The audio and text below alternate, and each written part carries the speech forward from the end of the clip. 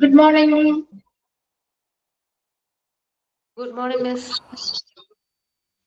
Good morning, Miss.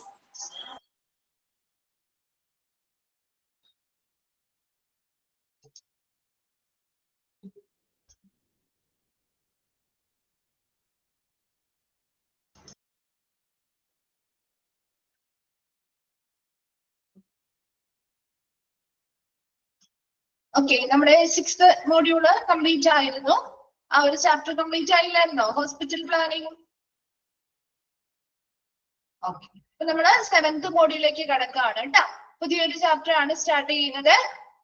Last chapter ആണ് general terms. അപ്പൊ നമ്മൾ ഇത്രയും വലിയ ചാപ്റ്റേഴ്സ് ഒക്കെ പഠിച്ചിട്ട് നമുക്കൊരു ചെറിയ ചാപ്റ്റർ നോക്കാം. ഓക്കെ, അപ്പൊ ജനറൽ ടേംസ് സെവൻത് മോഡ്യൂളിലെ ചാപ്റ്റേഴ്സ് അത്യാവശ്യം നമുക്ക് ഫോളോ ചെയ്യാൻ പറ്റുന്ന ചാപ്റ്റേഴ്സ് ആണ് കേട്ടോ.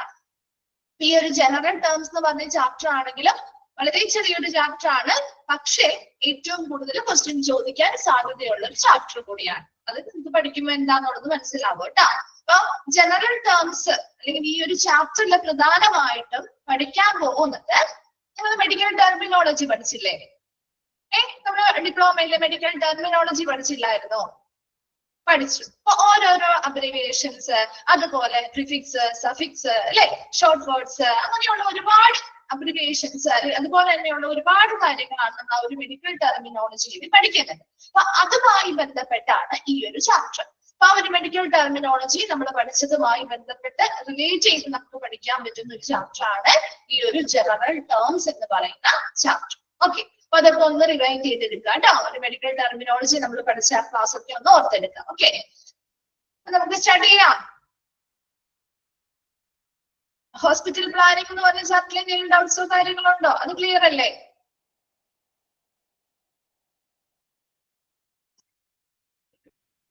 ഓക്കെ ആണ്. ഓക്കെ,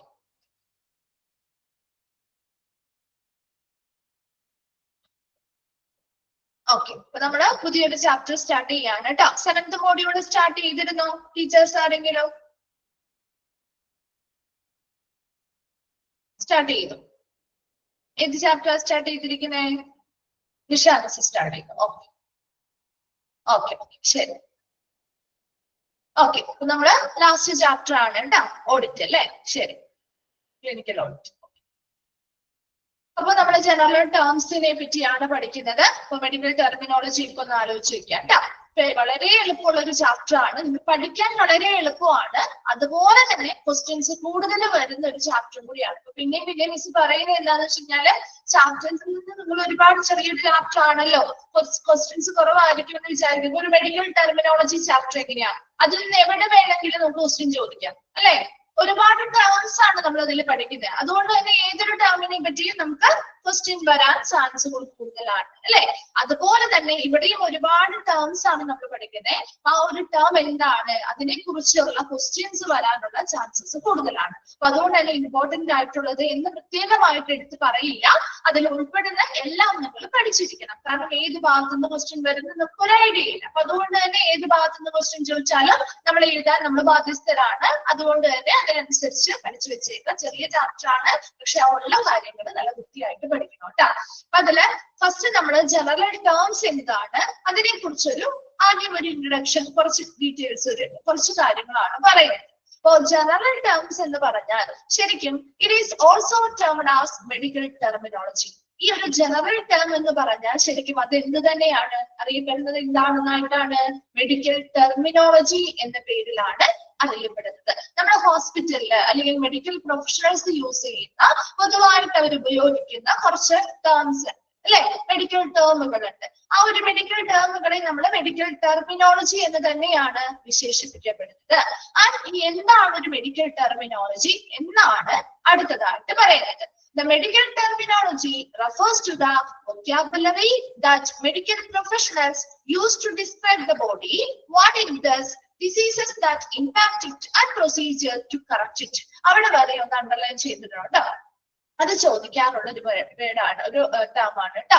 എന്താണ് മെഡിക്കൽ ടെർമിനോളജി? അല്ലെങ്കിൽ dash refers to the vocabulary that medical professionals use to describe the body, what it does, diseases that impact it, and procedures to correct it. ചോദിക്കാനുള്ള question ആണ്. Answer അപ്പൊ medical terminology ആയിരിക്കും.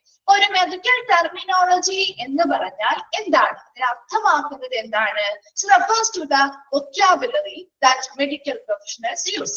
Medical professionals ഉപയോഗിക്കുന്ന ഒരു vocabulary അല്ലെങ്കിൽ ഒരു പദാവലി അല്ലെങ്കിൽ ഒരു സെറ്റ് ഓഫ് വേർഡ്സിനെയാണ് നമ്മൾ മെഡിക്കൽ ടെർമിനോളജി എന്നതുകൊണ്ട് ഉദ്ദേശിക്കുന്നത്. ഇനി അവർ എന്തിനു വേണ്ടിയാണ് ഇങ്ങനെ ഒരു സെറ്റ് ഓഫ് വൊക്കാബുലറി അല്ലെങ്കിൽ സെറ്റ് ഓഫ് വേർഡ്സ് യൂസ് ചെയ്യുന്നത്?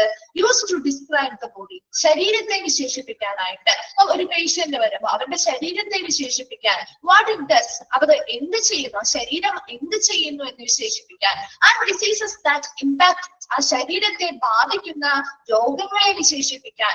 ആൻഡ് പ്രൊസീജിയേഴ്സ് ടു കറക്റ്റ്, എന്താണ് അതിനുവേണ്ടി അല്ലെങ്കിൽ അതിനെ മറികടക്കാനായിട്ട് അല്ലെങ്കിൽ അതിനെ ആ ഒരു ബോഡിയിലുള്ള രോഗങ്ങളെ ശരിയാക്കുന്നതിന് വേണ്ടി നമുക്ക് എന്തൊക്കെ നടപടിക്രമങ്ങൾ കൊണ്ടുവരാം അല്ലെങ്കിൽ ചെയ്യാൻ സാധിക്കും. ഇങ്ങനെയുള്ള കാര്യങ്ങളെയൊക്കെ വിശദീകരിക്കാനായിട്ട് അല്ലെങ്കിൽ ഡിസ്ക്രൈബ് ചെയ്യാനായിട്ട് ഒരു മെഡിക്കൽ പ്രൊഫഷണൽസ് ഉപയോഗിക്കുന്ന ഒരു സെറ്റ് ഓഫ് വേർഡ്സ് അല്ലെങ്കിൽ ഒരു വൊക്കാബുലറി അല്ലെങ്കിൽ ഒരു പദാവലിയെയാണ് മെഡിക്കൽ ടെർമിനോളജി എന്ന് പറയുന്നത്. ഒരു മെഡിക്കൽ ടെർമിനോളജി എന്ന് വെച്ചാൽ എന്താണ്? നമ്മുടെ മെഡിക്കൽ ടെർമിനോളജി തന്നെയാണ് നമ്മുടെ ജനറൽ ടേംസ് എന്നും അറിയപ്പെടുന്നത്. അത് ക്ലിയർ അല്ലേ?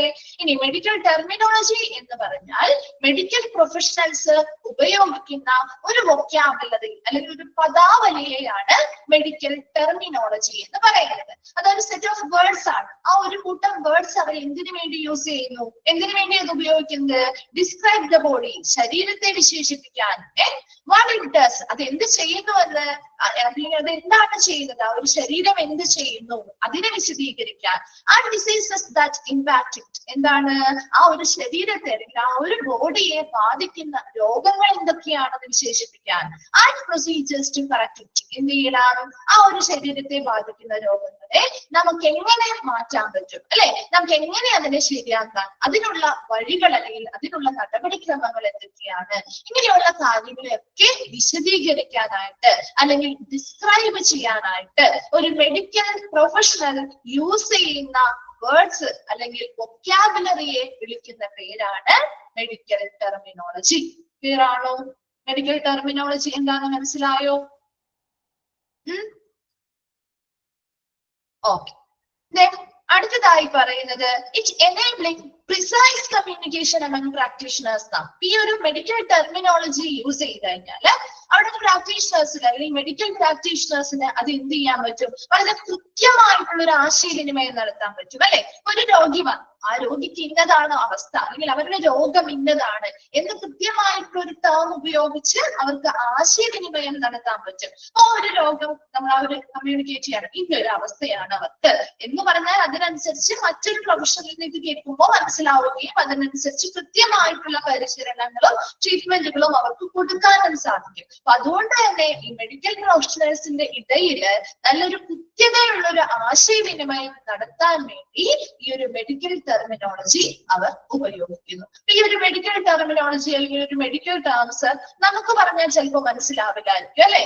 നമ്മളൊരു ഡോക്ടേഴ്സ് ഇപ്പൊ നമ്മുടെ ഹോസ്പിറ്റലിൽ ചെല്ലുമ്പോൾ അവരുടെ ഇടയിൽ അവർ കമ്മ്യൂണിക്കേഷൻ, ഇപ്പൊ നമ്മുടെ രോഗത്തെ കുറിച്ച് ഒരു നഴ്സിന്റെ അടുത്തോ അല്ലെങ്കിൽ മറ്റാരുടെ അടുത്തെങ്കിലും ഇന്ന രോഗമാണെന്നൊക്കെ സംസാരിക്കുമ്പോൾ ആ ടേംസ് യൂസ് ചെയ്യുന്നത് നമുക്ക് ചിലപ്പോൾ ഫെമിലിയർ ആയിരിക്കില്ല, അല്ലെ? പക്ഷെ അത് കേൾക്കുന്ന ആ പ്രാക്ടീഷണേഴ്സിന് എന്ത് ചെയ്യുന്നുണ്ട്? അവർക്ക് മനസ്സിലാവുന്നുണ്ട്. കാരണം അവരുടെ ആ ഒരു കമ്മ്യൂണിക്കേഷൻ ഈ ഒരു ടെർമിനോളജി വേർഡ്സിലൂടെയാണ് നടക്കുന്നത്. Medical terms help describe the medical history of a patient through medical records. And should the patient require additional care, these records provide healthcare professionals with important information that aid in more accurate diagnosis and delivery of appropriate treatment. ഇവിടെ medical terms, ഇങ്ങനെയുള്ള medical terms അല്ലെങ്കിൽ medical പരമായിട്ടുള്ള ഇങ്ങനെയുള്ള words അല്ലെങ്കിൽ വാക്കുകളൊക്കെ use ചെയ്യുന്നത് വഴി describe the medical history of a patient through medical record. Medical റെക്കോർഡുകളിൽ ഇതുപോലെയുള്ള ടേംസ് ഉപയോഗിക്കുന്നത് വഴി എന്ത് മനസ്സിലാക്കാൻ പറ്റും? ഒരു പേഷ്യന്റിന്റെ മെഡിക്കൽ ഹിസ്റ്ററി എടുത്തു അല്ലെങ്കിൽ ഒരു മെഡിക്കൽ റെക്കോർഡ് എടുത്ത് നോക്കുമ്പോൾ ആ മെഡിക്കൽ റെക്കോർഡിലുമായി ബന്ധപ്പെട്ട് ആ പേഷ്യൻസിന്റെ മെഡിക്കൽ ഹിസ്റ്ററി എന്താണ്, അവരുടെ ചരിത്രം എന്താണ്, അതിനെ കുറിച്ച് ഈ ടേംസുകളിലൂടെ നമുക്ക് വ്യക്തമായിട്ട് മനസ്സിലാവും. അതുപോലെ തന്നെ Should the patient require additional care? ഇപ്പൊ പേഷ്യൻസിന് എന്തെങ്കിലും പുതിയതായിട്ട് എന്തെങ്കിലും അഡീഷണൽ ആയിട്ടുള്ള എന്തെങ്കിലും കെയറോ അല്ലെങ്കിൽ എന്തെങ്കിലും പരിശീലനമോ കാര്യങ്ങളോ ആവശ്യമുണ്ടെങ്കിൽ ഈ റെക്കോർഡുകളിലൂടെ അവരുടെ മെഡിക്കൽ ഹിസ്റ്ററി നമുക്ക് പഠിക്കാനും അതിനനുസരിച്ച് ഹെൽത്ത് പ്രൊഫഷണൽസിന് എന്ത് കൊടുക്കുന്നു ആവശ്യമായ ഇൻഫർമേഷൻസ് മനസ്സിലാക്കിയെടുക്കാനും അതിനനുസരിച്ച് മോർ ആക്യുറേറ്റ് ഡയഗ്നോസിസ് കുറച്ചും കൂടി കൃത്യതയുള്ള രോഗനിർണയം നടത്താനും and delivery of appropriate treatment അവർക്ക് ഉചിതമായിട്ടുള്ള ട്രീറ്റ്മെന്റുകൾ ചികിത്സ നൽകാനും ഈ ഒരു മെഡിക്കൽ ടേംസ് യൂസ് ചെയ്യുന്നതിലൂടെ സാധിക്കുന്നുണ്ട്. ഒരു മെഡിക്കൽ ഹിസ്റ്ററി എടുക്കും അല്ലെങ്കിൽ ഒരു പേഷ്യന്റിന്റെ മെഡിക്കൽ റെക്കോർഡ് എടുക്കുമ്പോൾ ആ മെഡിക്കൽ റെക്കോർഡുകളിൽ ഈ പേഷ്യൻസിന്റെ ഓരോ കണ്ടീഷൻസും മെഡിക്കൽ ടേമുകളിലൂടെ വ്യക്തമാക്കി വിവരിച്ചിരിക്കുന്നത് കൊണ്ട് തന്നെ ഒരു മെഡിക്കൽ പ്രൊഫഷണലിന് ആ ഒരു റെക്കോർഡ് എടുത്ത് നോക്കിയാൽ അവരുടെ മെഡിക്കൽ ടേംസ് ഇതൊക്കെയാണ് അവരുടെ കണ്ടീഷൻ എന്ന ആ ഒരു ടേമിലൂടെ വ്യക്തമായിട്ട് മനസ്സിലാവുകയും അവരുടെ മെഡിക്കൽ ഹിസ്റ്ററി എന്താണെന്ന് വ്യക്തമായിട്ട് മനസ്സിലാവുകയും അവർക്ക് ആവശ്യമാണെങ്കിൽ എന്തൊക്കെയാണ് അവർക്ക് ഇനി പരിചരണം ആവശ്യമായിട്ടുള്ളത് അതിനനുസരിച്ച് കൃത്യമായ രോഗനിർണയം നടത്തി അതിന് ഉചിതമായിട്ടുള്ള ട്രീറ്റ്മെന്റുകൾ കൊടുക്കാനും മെഡിക്കൽ റെക്കോർഡുകളിലെ ഇങ്ങനെയുള്ള മെഡിക്കൽ ടേംസ് ഉപയോഗിക്കുന്നതിലൂടെ സാധിക്കുന്നുണ്ട്. ആദ്യത്തെ ഒരു ഇൻട്രൊഡക്ഷൻ ഭാഗത്തിൽ നമ്മൾ എന്തൊക്കെ കാര്യങ്ങളാണ് പഠിച്ചത്? മെഡിക്കൽ ടെർമിനോളജിയുമായി ബന്ധപ്പെട്ട കാര്യങ്ങളാണ് പഠിച്ചത്. ഒരു ജനറൽ ടേംസ് എന്ന് പറഞ്ഞാൽ ശരിക്കും എന്ത് തന്നെയാണ്? It's also termed as medical terminology. Medical terminology എന്ന് തന്നെയാണ് ജനറൽ ടേംസിനെയും അറിയപ്പെടുന്നത്. അപ്പൊ ജനറൽ ടേംസ് അല്ലെങ്കിൽ ആ ഒരു മെഡിക്കൽ ടെർമിനോളജി എന്ന് പറഞ്ഞാൽ എന്താണെന്നാ പറഞ്ഞത്? മെഡിക്കൽ പ്രൊഫഷണൽസ് ഉപയോഗിക്കുന്ന ഒരു കൂട്ടം സെറ്റ് ഓഫ് വേർഡ്സ് അല്ലെങ്കിൽ ഒരു പദാവലിയെ അവർ ഉപയോഗിക്കുന്ന വൊക്കാബുലറിയെയാണ് മെഡിക്കൽ ടെർമിനോളജി എന്ന് പറയുന്നത്. ഇതിനു വേണ്ടിയാണ് അവർ ഉപയോഗിക്കുന്നത്? ശരീരത്തെ വിശേഷിപ്പിക്കാൻ, ശരീരം എന്ത് ചെയ്യുന്നു എന്ന് വിശേഷിപ്പിക്കാൻ, ആ ശരീരത്തെ ബാധിക്കുന്ന രോഗങ്ങളെ വിശേഷിപ്പിക്കാൻ, അതുപോലെ തന്നെ അവർക്ക് ആ രോഗങ്ങൾക്കെതിരെ എന്തൊക്കെ പ്രൊസീജിയേഴ്സ് നമുക്ക് ചെയ്താൽ അതിനെ മറികടക്കാൻ പറ്റും അല്ലെങ്കിൽ അതിനെ മാറ്റിയെടുക്കുന്നതിന് വേണ്ടി എന്തൊക്കെ നടപടിക്രമങ്ങൾ നമുക്ക് ചെയ്യാൻ പറ്റും, അതുമായി ബന്ധപ്പെട്ട കാര്യങ്ങളെല്ലാം വിശദീകരിക്കുന്നതിന് വേണ്ടി ഒരു മെഡിക്കൽ പ്രൊഫഷണൽസ് ഉപയോഗിക്കുന്ന ഒരു പദാവലിയെയാണ് മെഡിക്കൽ ടെർമിനോളജി എന്ന് വിശേഷിപ്പിക്കുന്നത്. ഇനി ഈ ഒരു മെഡിക്കൽ ടെർമിനോളജി ഉപയോഗിച്ചുകൊണ്ട് പ്രാക്ടീഷണേഴ്സിന്റെ ഇടയിൽ എന്ത് ചെയ്യാം? അവർക്ക് വളരെ കൃത്യതയുള്ള ഒരു ആശയവിനിമയം നടത്താനും വരുന്ന ഓരോ പേഷ്യൻസിനും വളരെ ആവശ്യമായിട്ടുള്ള ഉചിതമായിട്ടുള്ള പരിശീലനം കൊടുക്കാനും സാധിക്കും. ഇനി ഈ ഒരു മെഡിക്കൽ ടേംസ് ഈ ഒരു മെഡിക്കൽ റെക്കോർഡുകളില് ഇങ്ങനെ വ്യക്തമായിട്ട് ഓരോ പേഷ്യന്റിന്റെയും അവരുടെ കണ്ടീഷൻ, അവർക്ക് കൊടുത്ത പ്രൊസീജിയേഴ്സ്, അവർക്ക് കൊടുത്ത ട്രീറ്റ്മെന്റുകൾ ഇതെല്ലാം വ്യക്തമായിട്ട് ഓരോ ടേംസുകളിലാക്കി റെക്കോർഡ് ചെയ്തിരിക്കുന്നത് കൊണ്ട് തന്നെ ഒരു പേഷ്യന്റിന് എന്തെങ്കിലും ഒരു അത്യാവശ്യം വന്നു, അവർക്ക് എന്തെങ്കിലും ഒരു പരിചരണം ആവശ്യമായിട്ട് വരുന്ന സമയത്ത് ഈ മെഡിക്കൽ റെക്കോർഡുകൾ എടുത്ത് നോക്കുമ്പോൾ ആ ഒരു പ്രൊഫഷണലിന് എന്ത് മനസ്സിലാവും? അവർക്ക് ഇന്ന രോഗങ്ങൾ ഉണ്ടായിരുന്നു, ഇന്ന പ്രൊസീജിയേഴ്സ് കൊടുത്തിട്ടുണ്ട്. ആ ഒരു മെഡിക്കൽ ഹിസ്റ്ററി അവർക്ക് അത് മനസ്സിലാക്കാൻ പറ്റുകയും അതിൽ നിന്ന് കൂടുതൽ ഇൻഫർമേഷൻസ് അവർക്ക് കിട്ടുകയും അതിനനുസരിച്ച് കുറച്ചും കൂടി കൃത്യതയുള്ള രോഗനിർണയം നടത്തി ആ പേഷ്യൻസിന് ഉചിതമായിട്ടുള്ള ട്രീറ്റ്മെന്റുകൾ നൽകാനും ഈ മെഡിക്കൽ ടേംസ് ഉപയോഗിക്കുന്നതിലൂടെ സാധിക്കുന്നുണ്ട്. ക്ലിയർ ആണോ? First paragraph.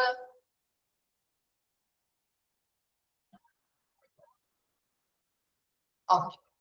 Next, what is the importance of medical terminology in the healthcare field? ഒരു ആരോഗ്യ പരിചരണ മേഖലയില് മെഡിക്കൽ ടെർമിനോളജിയുടെ ഇമ്പോർട്ടൻസ് അല്ലെങ്കിൽ പ്രാധാന്യം എന്തൊക്കെയാണ് ചോദിക്കാനുള്ള ഒരു ക്വസ്റ്റ്യൻ ആണ് കേട്ടോ. എന്തൊക്കെയാണ് ഇമ്പോർട്ടൻസ്? ഇൻക്ലൂഡഡ് ആയത് ഏത് അല്ലെങ്കിൽ ഇൻക്ലൂഡഡ് അല്ലാത്തത് ഏത് എന്ന രീതിയിൽ ഓപ്ഷൻസ് വരാം കേട്ടോ. അപ്പൊ നോക്കി ഇവിടെ മെഡിക്കൽ ടെർമിനോളജി എന്താണെന്ന് ചോദിക്കാറുണ്ട്. അടുത്തതായിട്ട് വരാവുന്ന ഒരു ക്വസ്റ്റ്യൻ ആണ് the importance of medical terminology in the health care field. ആരോഗ്യ പരിചരണ മേഖലയില് മെഡിക്കൽ ടെർമിനോളജിയുടെ പ്രാധാന്യം എന്താണ്? അതില് പ്രധാനമായിട്ടും 4 ഇമ്പോർട്ടൻസ് ആണ് കൊടുത്തിരിക്കുന്നത്. ഒന്നാമത് ഇംപ്രൂവ് പേഷ്യന്റ് കെയർ, രോഗി പരിചരണം മെച്ചപ്പെടുത്താൻ സഹായിക്കുന്നുണ്ട്. Often patients don't understand the terminology that doctors use when discussing their condition or their treatment. ചിലപ്പോ രോഗിക്ക് ചിലപ്പോ അത് മനസ്സിലാവുന്നുണ്ടാവില്ല അല്ലെ. ഇപ്പൊ നമ്മുടെ ഒരു അഡ്മിറ്റ് ആയി നമ്മൾ അവിടെ ട്രീറ്റ്മെന്റ് എടുത്തുകൊണ്ടിരിക്കുമ്പോൾ ഡോക്ടേഴ്സ് റൗണ്ട്സിനൊക്കെ വരാറുണ്ട് അല്ലെ. അപ്പൊ ആ റൗണ്ട്സിന് വരുന്ന സമയത്ത് നമ്മുടെ ചാർട്ടും കാര്യങ്ങളൊക്കെ നോക്കി ഡോക്ടറും നഴ്സസും ഒക്കെ തമ്മിൽ നമ്മുടെ കണ്ടീഷൻസ് അല്ലെങ്കിൽ നമുക്ക് കരയുടെ ട്രീറ്റ്മെന്റുകൾ കാര്യങ്ങളുമായി ബന്ധപ്പെട്ട് ഡിസ്കഷൻസ് നടത്താറുണ്ട്. ഇല്ലേ?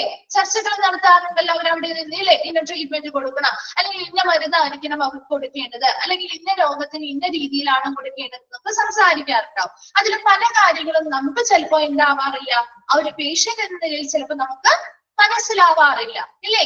ചില ടേംസ് ഒക്കെ പറയുമ്പോൾ നമുക്ക് മനസ്സിലാവുമോ ഇത് എന്താണെന്ന് നമ്മൾ നോക്കും, അല്ലെ? ഇത് എന്ത് രോഗം തന്നെയാണോ, ഇല്ലേ? നമുക്കൊരു ഡൗട്ട് വരും, ചിലപ്പോൾ നമുക്ക് മനസ്സിലാവുകയില്ല. അത് പക്ഷേ നമുക്ക് മനസ്സിലാവുന്നില്ലായിരിക്കും, പക്ഷേ അവിടെയുള്ള പ്രാക്ടീഷണേഴ്സിന് എന്ത് ചെയ്യുന്നുണ്ട്, അത് മനസ്സിലാവുന്നുണ്ട്. അതുകൊണ്ട് തന്നെ അവിടെ വരുന്ന ഓരോ പേഷ്യൻസിനോടും നല്ല രീതിയിലുള്ള അവരുടെ ഇടയിൽ, അവിടുത്തെ പ്രാക്ടീഷണേഴ്സിന്റെ ഇടയിൽ നല്ലൊരു കമ്മ്യൂണിക്കേഷൻ നടത്താനും വരുന്ന ഓരോ പേഷ്യൻസിന്റെയും കൃത്യമായിട്ടുള്ള ഒരു മെച്ചപ്പെട്ട രീതിയിലുള്ള പരിചരണം നൽകാനും എന്ത് സഹായിക്കുന്നുണ്ട്, ഈ ഒരു മെഡിക്കൽ ടെർമിനോളജി സഹായിക്കുന്നുണ്ട്. രണ്ടാമത് പറയുന്നത് മേക്സ് ഫോർ സ്റ്റാൻഡർഡൈസ്ഡ് കെയർ, ഒരു നിലവാരമുള്ള ഒരു പരിചരണം സൃഷ്ടിക്കാനായിട്ട്, അല്ലെങ്കിൽ ഒരു നിലവാരമുള്ള ഒരു പരിചരണം കൊണ്ടുവരാനായിട്ട് ഈ മെഡിക്കൽ ടെർമിനോളജിയിലൂടെ സാധിക്കുന്നുണ്ട്. മൂന്നാമത് പറയുന്നത് ഇംപ്രൂവ്ഡ് പേഷ്യന്റ് സേഫ്റ്റി, പേഷ്യൻസിന്റെ സേഫ്റ്റി അല്ലെങ്കിൽ സുരക്ഷ മെച്ചപ്പെടുത്താൻ സഹായിക്കുന്നുണ്ട്. നാലാമത് more efficiency in health care, ആരോഗ്യ പരിചരണത്തിൽ കുറച്ചുകൂടി കാര്യക്ഷമത കൊണ്ടുവരാനായിട്ട് അല്ലെങ്കിൽ വർദ്ധിപ്പിക്കാനായിട്ട് സഹായകമാണ്. അപ്പൊ 4 ഇമ്പോർട്ടൻസ് ആണ് ഒരു മെഡിക്കൽ ടെർമിനോളജിയിൽ ഹെൽത്ത് കെയർ ഫീൽഡിലെ 4 പ്രധാനപ്പെട്ട ഇമ്പോർട്ടൻസ് ആണ് പറയുന്നത്. അതിൽ ഒന്നാമത്തത് ഇംപ്രൂവ് പേഷ്യന്റ് കെയർ, രോഗി പരിചരണത്തെ മെച്ചപ്പെടുത്താൻ സഹായിക്കുന്നു. മേക്സ് ഫോർ സ്റ്റാൻഡർഡൈസ്ഡ് കെയർ, നല്ല നിലവാരമുള്ള ഒരു പരിചരണം ഉറപ്പാക്കാൻ അല്ലെങ്കിൽ കൊണ്ടുവരാൻ സഹായിക്കുന്നു. മൂന്നാമത് ഇംപ്രൂവ്ഡ് പേഷ്യന്റ് സേഫ്റ്റി, രോഗികളുടെ സുരക്ഷ മെച്ചപ്പെടുത്താൻ സഹായിക്കുന്നു. നാലാമത്തത് more efficiency in health care, ആരോഗ്യ പരിചരണവുമായി ബന്ധപ്പെട്ട് കുറച്ചുകൂടി കാര്യക്ഷമത വർദ്ധിപ്പിക്കാനും സഹായിക്കുന്നു. ഈ 4 പോയിന്റ്സും ഓപ്ഷനിൽ ഉണ്ടാവും കേട്ടോ. അപ്പൊ അതിൽ ഓൾ ഓഫ് ദി എബോവ് ആയിരിക്കും ചിലപ്പോൾ വരാവുന്നത്, അല്ലെങ്കിൽ ഇൻക്ലൂഡഡ് അല്ലാത്തത് ഇത് എനിക്ക് ചോദിക്കാവുന്നതാണ് കേട്ടോ. അപ്പൊ അതൊന്ന് നോട്ട് ചെയ്ത് വെച്ചേക്കാം. ആ ഒരു ഫസ്റ്റ് പാരഗ്രാഫിലെ ആ ഒരു മെഡിക്കൽ ടെർമിനോളജി എന്താണെന്നുള്ളതും അതുപോലെ തന്നെ ഇവിടുത്തെ ഈ ഒരു ഇമ്പോർട്ടൻസ് ക്ലിയർ ആണോ? ഓക്കെ ആണോ? ഓക്കെ, നെക്സ്റ്റ് ഇനി നമ്മൾ പ്രധാനപ്പെട്ട ഭാഗത്തേക്ക് കടക്കുകയാണ് കേട്ടോ.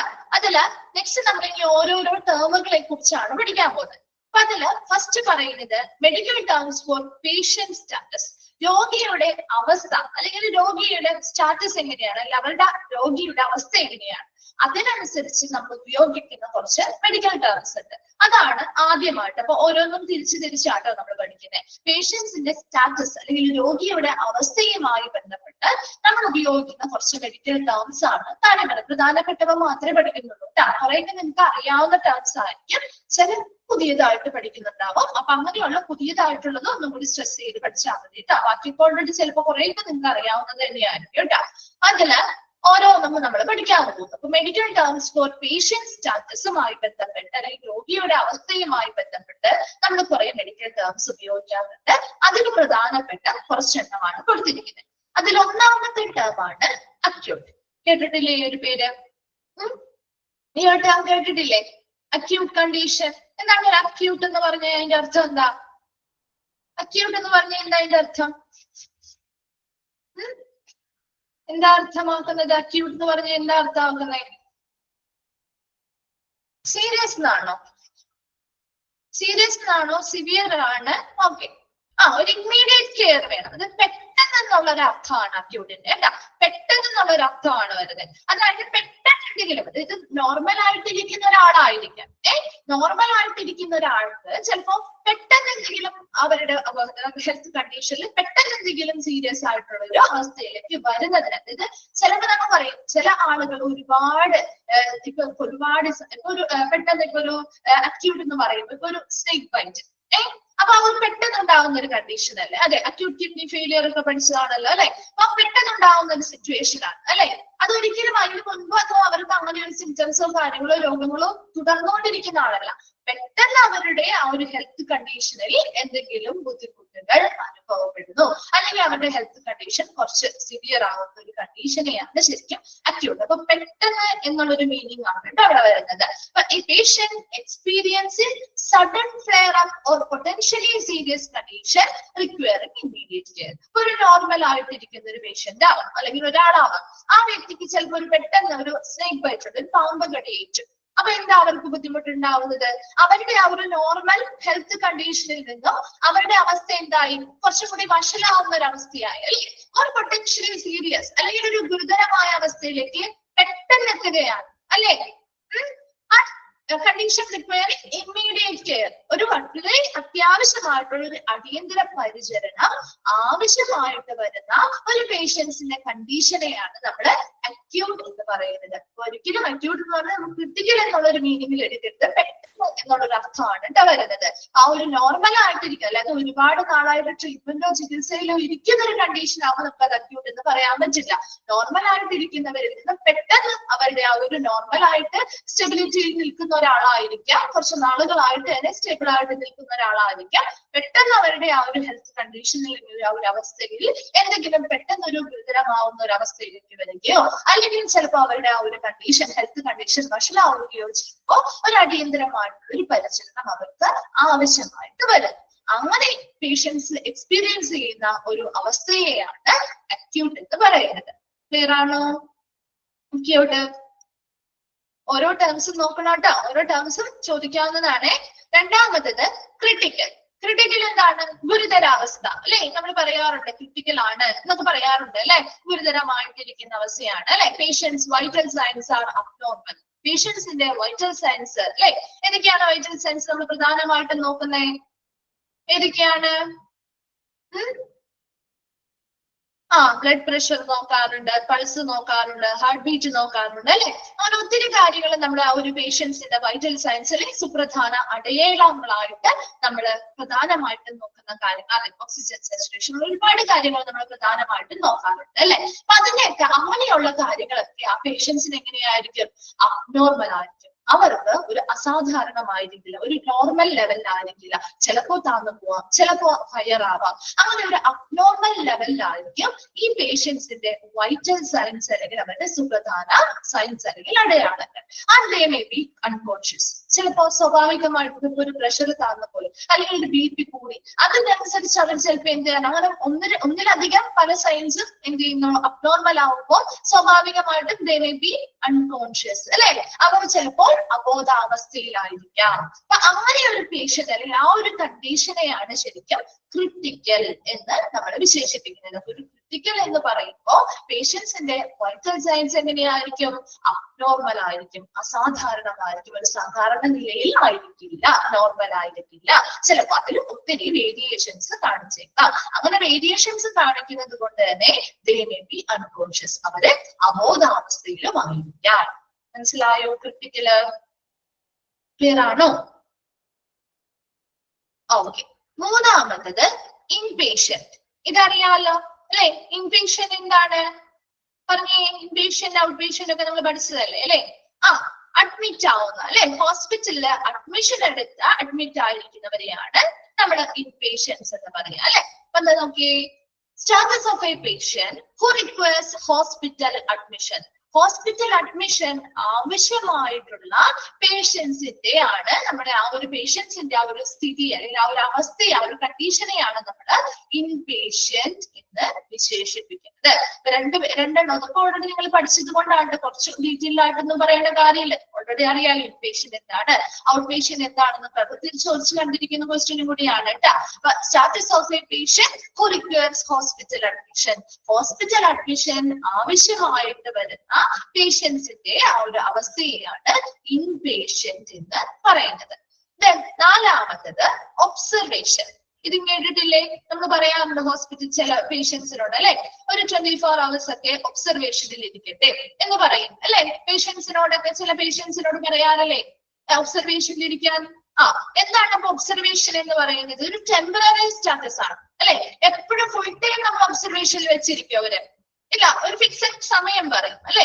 ഒരു 24 മണിക്കൂറൊക്കെയാണ് മാക്സിമം പറയാം, അല്ലെ? 24 hours ഒക്കെ കൂടുതലും പറയാം കാഷ്വാലിറ്റിയിലൊക്കെ. ആ ഒരു 24 hours കഴിഞ്ഞാൽ ആ ഒരു നിശ്ചിത സമയം കഴിഞ്ഞു കഴിഞ്ഞാൽ ആ ഒരു ഡോക്ടർ തീരുമാനിക്കും, അല്ലെ? ഇവരെ അഡ്മിറ്റ് ആക്കണോ അല്ലെങ്കിൽ ഇവരെ ഡിസ്ചാർജ് ചെയ്യണോ അല്ലെങ്കിൽ ഇവർക്ക് ഇനി എന്താണ് ഫർദർ ട്രീറ്റ്മെന്റ്, എന്ത് കാര്യങ്ങളാണ് ചെയ്യേണ്ടത് എന്നൊക്കെ തീരുമാനിക്കുന്നത് അവരെ കൺസൾട്ട് ചെയ്യുന്ന ആ ഒരു ഡോക്ടറായിരിക്കും.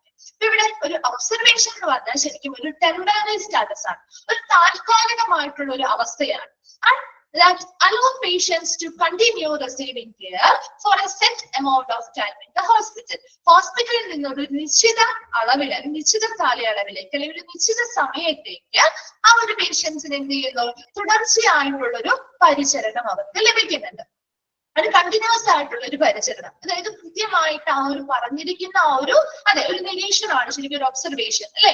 ആ ഒരു കൃത്യമായിട്ടുള്ള ഒരു സമയം, ആ ഒരു നിശ്ചിത സമയത്തേക്ക് താൽക്കാലികമായിട്ട് സ്ഥിരമായിട്ട് ഒരിക്കലും ആ ഒരു പേഷ്യന്റിന് കൊടുക്കാല്ല, താൽക്കാലികമായിട്ട് ആ ഒരു നിശ്ചിത സമയത്തേക്ക് ആ ഒരു ഹോസ്പിറ്റലിൽ നിന്നും ആ പേഷ്യൻസിന് തുടർച്ചയായിട്ടുള്ള കെയർ അല്ലെങ്കിൽ പരിചരണം നൽകുന്നതിനെയാണ് ശരിക്കും ഒബ്സർവേഷൻ എന്ന് പറയുന്നത്. ആ ഒരു കൃത്യമായിട്ടുള്ള ആ ഒരു ടൈം പീരീഡിനുള്ളിൽ പേഷ്യൻസിനെ നല്ല രീതിയിൽ നിരീക്ഷിക്കുന്നു, അവരുടെ ആയിട്ടുള്ള എല്ലാ കാര്യങ്ങളും കൃത്യമായിട്ട് നമ്മൾ മോണിറ്റർ ചെയ്ത് റെക്കോർഡ് ചെയ്ത് വെക്കുകയും അതിൽ വരുന്ന വ്യത്യാസങ്ങളോ നോർമൽ ആയിട്ടുണ്ടോ, വ്യത്യാസങ്ങളുണ്ടോ, അതിൽ അവർക്ക് എന്തെങ്കിലും ബുദ്ധിമുട്ടുകൾ അനുഭവപ്പെടുന്നുണ്ടോ, അങ്ങനെയുള്ള ആ ഒരു നിരീക്ഷണത്തിന്റെ ആ ഒരു വിലയിരുത്തലിൽ നിന്നാണ് ബാക്കി കാര്യങ്ങളിലേക്ക് നമ്മൾ തീരുമാനിക്കുന്നത്. അപ്പൊ നോക്കിയേ, while the physician determines whether admission or discharge is best. അപ്പൊ അതിനുശേഷം ആ ഫിസിഷ്യൻ ആണ് നിർണ്ണയിക്കുക ഈ ഒരു വ്യക്തിയെ അഡ്മിറ്റ് ചെയ്യണോ അല്ലെങ്കിൽ ഈ ഒരു വ്യക്തിയെ ഡിസ്ചാർജ് ചെയ്യണോ എന്ന്.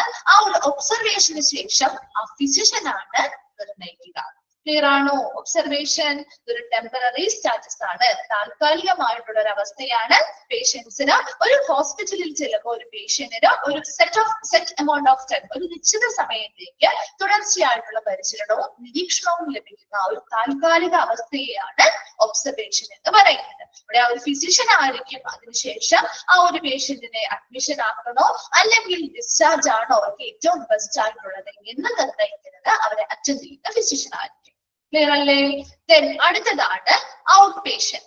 ഇത് പറയാലോ അല്ലെ. അപ്പൊ എന്താണ് ഒരു ഔട്ട് പേഷ്യന്റ് എന്ന് പറഞ്ഞ കേസിന്റെ അടുത്ത് പറയുന്നേ? അഡ്മിഷൻ ആവശ്യമില്ല അല്ലെ അവർക്ക്, അല്ലെ?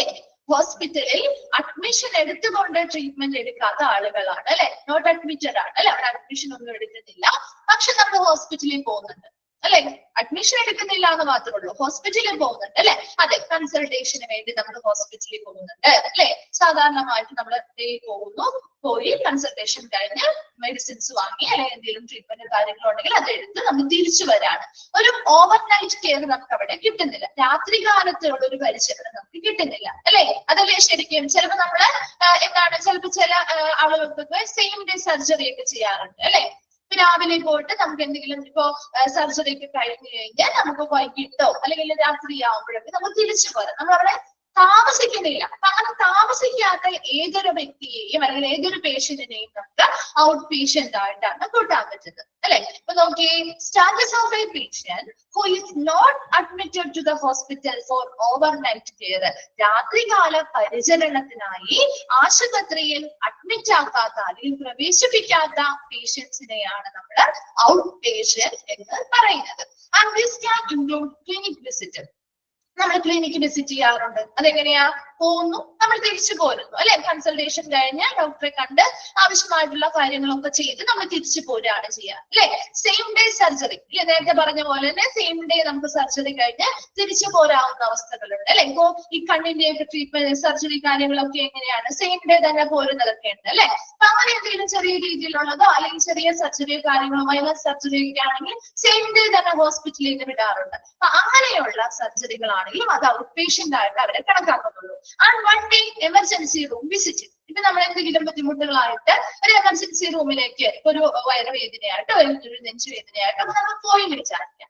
ഒരു ദിവസം, അതായത് രാവിലെ പോയിട്ടുണ്ടെങ്കിൽ നമ്മൾ ആ ഒരു രാത്രി ആവുമ്പോൾ ഇവിടുന്ന് അവർ തിരിച്ചു വരാണ്. ഒരു എമർജൻസി റൂം അല്ലെങ്കിൽ കാഷ്വാലിറ്റിയിലായിരിക്കും നമ്മൾ ചിലപ്പോൾ എടുത്തിരിക്കാം. ഒബ്സർവേഷനോ കാര്യങ്ങളോ ഒക്കെ കഴിഞ്ഞ് ആ ഒരു മെഡിസിൻസ് ഒക്കെ തന്നു കഴിയുമ്പോൾ നമുക്ക് ഓക്കെ ആയി, നമുക്ക് കുറവായി എന്ന് തോന്നിയാൽ നമ്മൾ എന്ത് ചെയ്യുന്നു? അവിടെ നിന്ന് തന്നെ തിരിച്ചു പോരാറുണ്ട് അല്ലെ. നമ്മൾ അഡ്മിഷൻ ഒന്നും എടുക്കുന്നില്ല, തിരിച്ച് അവിടെ നിന്ന് പോരാണ് ചെയ്യുന്നതെങ്കിൽ അതിനെ നമ്മളൊരു ഔട്ട് പേഷ്യന്റ് ആയിട്ട് തന്നെയാണ് പരിഗണിക്കുന്നത്. ഒരു ഔട്ട് പേഷ്യന്റ് എന്ന് പറയുമ്പോൾ ആ പേഷ്യൻസിന് രാത്രികാല പരിചരണങ്ങൾക്ക് വേണ്ടി ഹോസ്പിറ്റലിൽ അഡ്മിറ്റ് ആക്കാത്ത പേഷ്യൻസിനെയാണ് നമ്മൾ ഔട്ട് പേഷ്യന്റ് എന്ന് പറയുന്നത്. ക്ലിയർ ആണോ? ഓക്കെ ആണോ? വേഗം ആ ഒരു പേജ് ഒന്ന് നോക്കിയേ, വേഗം നോക്കിയേ. ആ ഒരു ജനറൽ ടേംസും ഇമ്പോർട്ടൻസും അതുപോലെ ഇത്രയും പറഞ്ഞിരിക്കുന്ന ആ മെഡിക്കൽ ടേംസും വേഗം ഒന്ന് നോക്കാം കേട്ടോ. നോട്ട്സ് എന്തെങ്കിലും ഉണ്ടെങ്കിൽ ചോദിക്കണേ. ഓൾമോസ്റ്റ് ഈ ടേംസ് ഒക്കെ നിങ്ങൾ ക്ലാസ്സിൽ വെച്ച് തന്നെ ഒന്ന് പഠിച്ചു പോകണം കേട്ടോ, അല്ലെങ്കിൽ കൺഫ്യൂഷൻ വരും കേട്ടോ. കുറച്ച് കഴിയുമ്പോൾ ഒരുപാട് ടേംസ് വരുമ്പോൾ കൺഫ്യൂഷൻ ആവും. അതുകൊണ്ട് ആ ഉള്ള ടേംസ് എളുപ്പമുള്ള അതൊക്കെ വേഗം പഠിച്ചെടുക്കാനും. വായിച്ചു കഴിയുമ്പോൾ ഒന്ന് റിപ്ലൈ ചെയ്യണം കേട്ടോ.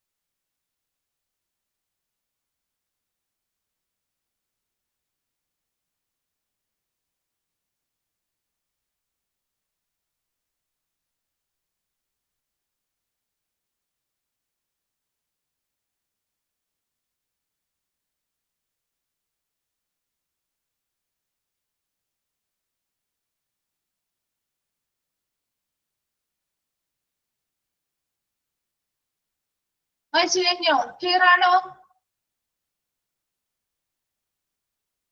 Okay okay. അപ്പൊ നമ്മള് നെക്സ്റ്റ് ഭാഗത്തേക്ക് പോവാണേ. Next medical terms four conditions and diseases. ഇനി അടുത്ത മെഡിക്കൽ ടേംസ് രോഗിയുടെ കണ്ടീഷൻസ്, അവസ്ഥകള്, അവർ രോഗിയുമായി ബന്ധപ്പെട്ട ഒരു പേഷ്യന്റുമായി ബന്ധപ്പെട്ട ഡിസീസസ്, രോഗങ്ങള് മുതലായുള്ള കാര്യങ്ങളുമായി ബന്ധപ്പെട്ട് ഉപയോഗിക്കുന്ന കുറച്ച് മെഡിക്കൽ ടേംസ് ആണ് നമ്മൾ യൂസ് ചെയ്യുന്നത്. ഇവിടെ കുറെ ഒരുപാടൊന്നും കൊടുത്തിട്ടില്ല, കുറച്ച് കൊടുത്തിട്ടുണ്ട്. അതിൽ പേഷ്യൻസിന് ഒന്നില്ലെങ്കിൽ അവരുടെ മെഡിക്കൽ കണ്ടീഷനുമായി ബന്ധപ്പെട്ടാവാം, അല്ലെങ്കിൽ അവരുടെ ഡിസീസ്, രോഗവുമായി ബന്ധപ്പെട്ടുള്ള യൂസ് ചെയ്യുന്ന കുറച്ച് മെഡിക്കൽ ടേംസ് ആണ് കേട്ടോ.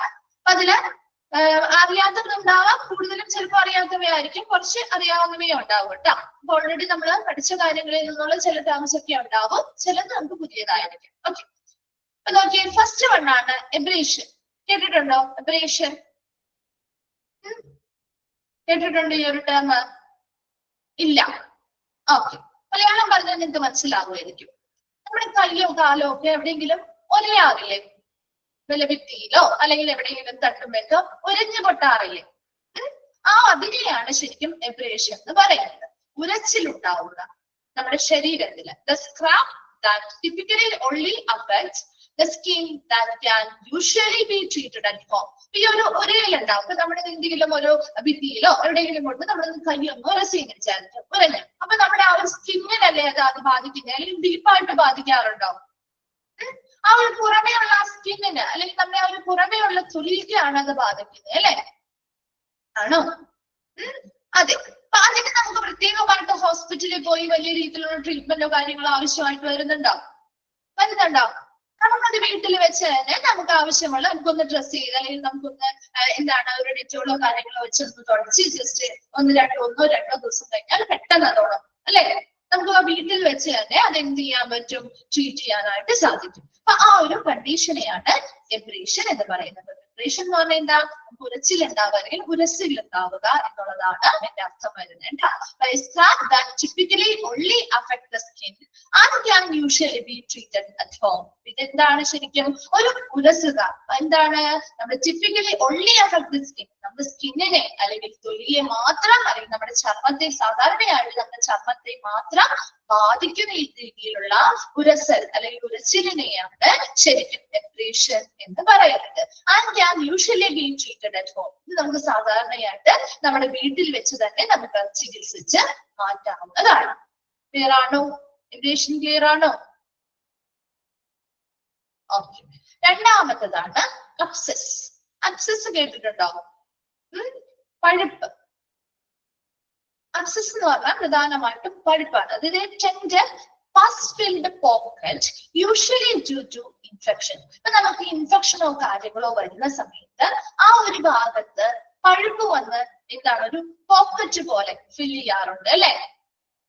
ഇളം മഞ്ഞ നിറത്തില് അല്ലെ ഇൻഫെക്ഷൻ അല്ലെങ്കിൽ അണുബാധ മൂലമാണ് അത് ഉണ്ടാവുന്നത്. ഒരു ഇളം മഞ്ഞ നിറത്തില് അല്ലെങ്കിൽ ഒരു പഴുപ്പ് നിറഞ്ഞ ഒരു പോക്കറ്റ് അല്ലെങ്കിൽ ഒരു എന്താണ് ഒരു പോക്കറ്റ് പോലെ ഫില്ല് ചെയ്ത് വരാറുണ്ട് അല്ലെ, അതിനെയാണ് നമ്മൾ അബ്സസ് എന്ന് പറയുന്നത്. A tender pus-filled pocket usually due to infection. Infection അല്ലെങ്കിൽ അണുബാധ മൂലം ഇളം പഴുപ്പ് നിറഞ്ഞ ഒരു പോക്കറ്റ് രൂപപ്പെടുന്നു. അല്ലെങ്കിൽ ആ ഒരു പഴുപ്പിന്റെ ആ ഒരു ഭാഗം അങ്ങനെയല്ലേ ഒരു പോക്കറ്റ് പോലെയല്ലേ യൂസ് ചെയ്യും നമുക്ക് തോന്നുന്നത് അല്ലെ. നമ്മളത് പൊട്ടിച്ച് കളയാറാണ് പതിവ് അല്ലെ. അപ്പൊ ആ ഒരു പഴുപ്പൊക്കെ പുറത്ത് ഹോസ്പിറ്റലിൽ ചെല്ലുമ്പോൾ അവരൊക്കെ പൊട്ടിച്ചാണ് നീക്കം ചെയ്യാറ് അല്ലെ. അപ്പൊ അങ്ങനെ ആ ഒരു ഇളം മഞ്ഞ നിറത്തിലുള്ള ഒരു പഴുപ്പ് ഫോം ചെയ്യുന്ന അല്ലെങ്കിൽ ആ ഒരു പോക്കറ്റ് ഫോം ചെയ്യുന്നതിനെയാണ് അബ്സസ് എന്ന് പറയുന്നത്. ക്ലിയർ ആണോ? രണ്ട് ടേംസ് എബ്രേഷനും അബ്സസും ഓക്കെ ആണോ? ഓക്കെ. മൂന്നാമത്തത് ഇവിടെയും നമ്മൾ പറയുന്നത് അക്യൂട്ട്. രണ്ട് രീതിയിൽ അക്യൂട്ട് പറഞ്ഞിരിക്കുന്നത്. നേരത്തെ പറഞ്ഞത് തന്നെയാണ്. ഇതൊരു കണ്ടീഷൻ ആയതുകൊണ്ട് അതിൽ ഉൾപ്പെടുത്തിയിരിക്കുന്നത് മാത്രമേ ഉള്ളൂ. അക്യൂട്ട് എന്താ? Indicates a condition that suddenly പെട്ടെന്നുണ്ടാവുന്ന കണ്ടീഷനാണ് അല്ലെ. അല്ലെ, മേ ബി സിവിയർ. ഇത് പെട്ടെന്നുണ്ടാവും, ചിലപ്പോൾ അതെന്താവാം ഗുരുതരമായിട്ടുള്ള ഒരു അവസ്ഥയിലേക്ക് മാറിയേക്കാം. But it's typically short lived. എന്താ? അത് സാധാരണയായി ഒരു ഹ്രസ്വകാലം അല്ലെങ്കിൽ വളരെ ഷോർട്ട് ലീവ്ഡ് ആണ്. ഒരുപാട് നാൾ നമുക്കത് നീണ്ടു നിൽക്കുന്നുണ്ടോ?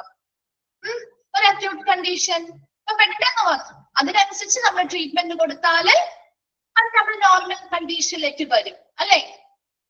നമ്മൾ അതിനനുസരിച്ച് ട്രീറ്റ്മെന്റോ കാര്യങ്ങളോ കൊടുത്താൽ ബെറ്റർ ആവും നമ്മൾ അല്ലെ.